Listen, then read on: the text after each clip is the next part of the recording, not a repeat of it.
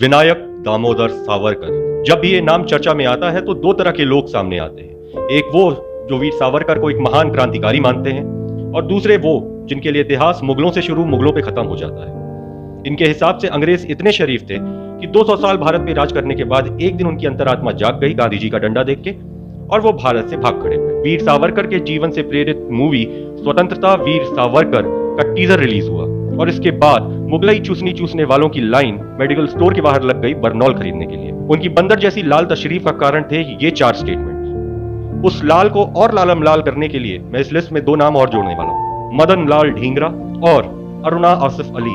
अगर आपको इन नामों के बारे में नहीं पता तो ये बताता है कि आपको देश की आजादी की लड़ाई के बारे में कितना पता है। मदन लाल ढींगरा वो महान क्रांतिकारी थे जिन्होंने लंदन में विलियम हर्ट कर्जन विली की हत्या की थी, और अरुणा आसिफ अली वो गांधीवादी नेता थी जिन्होंने क्विट इंडिया मूवमेंट के दौरान जब कांग्रेस के सारे नेता अरेस्ट हो गए थे तब भारतीय तिरंगे को फहराया था।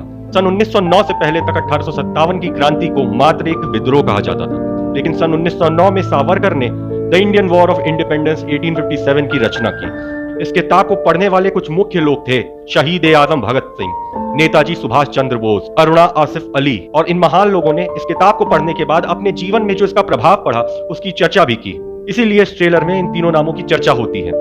किसी के कंट्रीब्यूशन का मजाक बना देना बहुत आसान है, किसी की उपलब्धियों का मजाक बना देना बहुत आसान है, लेकिन वो जीवन जीना बहुत ही मुश्किल। और सावरकर ने, वीर सावरकर ने वो जीवन जिया, आखिरी दम तक जिया।